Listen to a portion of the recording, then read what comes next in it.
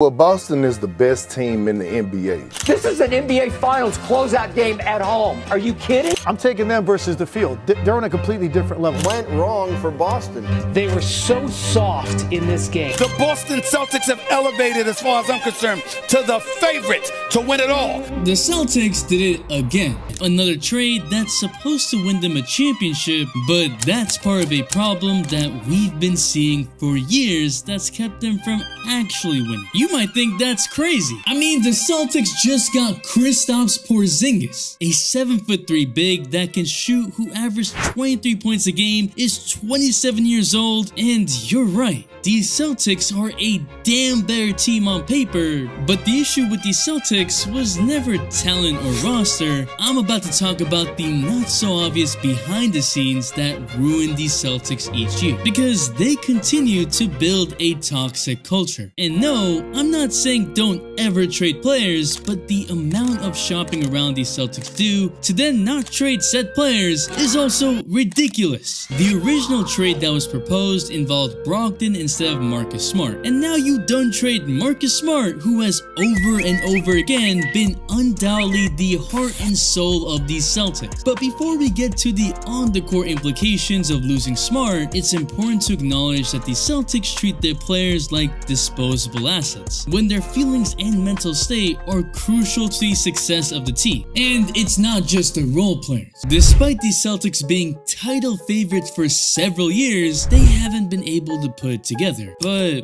why? Just this past season, the Celtics were building a trade package for Kevin Durant, including Jaylen Brown. Jaylen was so confused on where he stood with the team that he had a three-way call with Tatum and President Brad Stevens and still came out confused. What?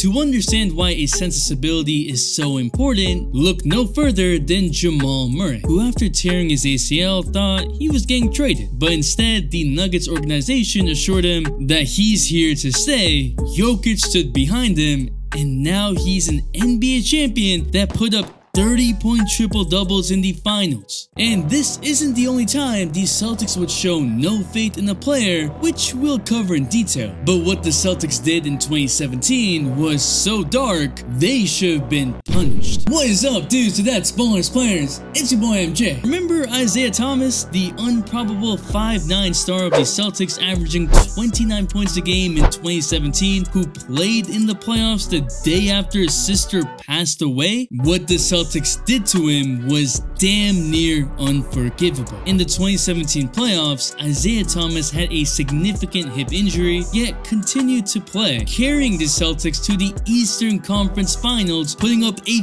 53-point game. He was set up for his first big contract next season, and the Celtics didn't want to pay him. So they got the most out of him by playing him through a hip injury that would eventually ruin his career. He just never fully recovered back to what he was doing. Thomas all but confirmed it when he responded to the Celtics forcing another player to play through injury with "heard that before, LOL." In fact, Isaiah claimed that the long-term implications of his injury were never revealed to him. What the fuck? Thomas never returned to his all-star form, never got the big contract, and was promptly traded for Kyrie Irving. That's what loyalty, what putting it all on the line for the Celtics organization means now. Even the Celtics locker room problems were blamed on Kyrie Irving, but why did the problems continue to this day? The answer is in plain sight, but so many missed it. Kemba Walker, another star point guard, was pissed off with the Celtics culture in 2021, believing that they didn't want him around long term. And if one of your key guys is thinking that, how do you think that's affecting the mood of the team? Of course, when the Celtics are winning, everything seems good, like most teams, but even the constant trade rumors ruin that flow. Yet when the Celtics are losing, it becomes an internal blame game and who's getting traded first vibes. In the past decade, the Celtics have never stood behind a player, whether it's been with Danny Ainge as president or Brad Stevens, and it's cost the team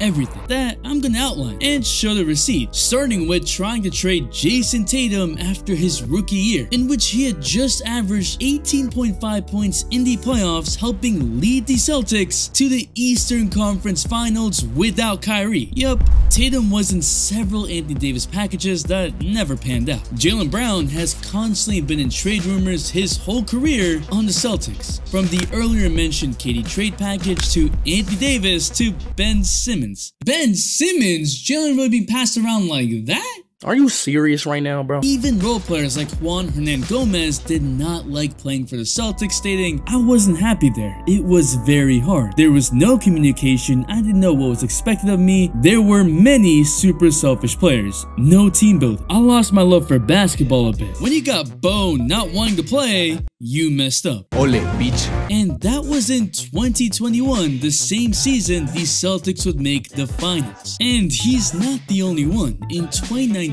Terry Rozier said, "I just haven't had that much fun." Marcus Morris even said, "The one thing we're missing is enjoying the game." With multiple players coming forward and speaking about their time on the Celtics as shit, I think it's safe to say the Celtics are toxic. I mean, they ain't even getting along with their fans. And you could say the culture starts with the players who lead the locker room. But at one point, that was Kyrie and Hayward, which creates several problems. Then it was Tatum and Brown. At what point are we gonna look at the dysfunction as a result of the front office's ineptitude? Brad Stevens lost the team when he showed favoritism to Gordon Hayward, who he coached in college, giving him extra minutes as he returned from injury while taking it away from Tatum and Brown and the rest of the players, only to lose Hayward in free agency a few years later. It was so bad that a Celtics player told Blake Griffin to not come because of the dysfunction. Al Horford called out the Celtics in 2021, saying, "Individually, we need to look in the mirror." Brown just said, "Searching and looking in the mirror? Nah,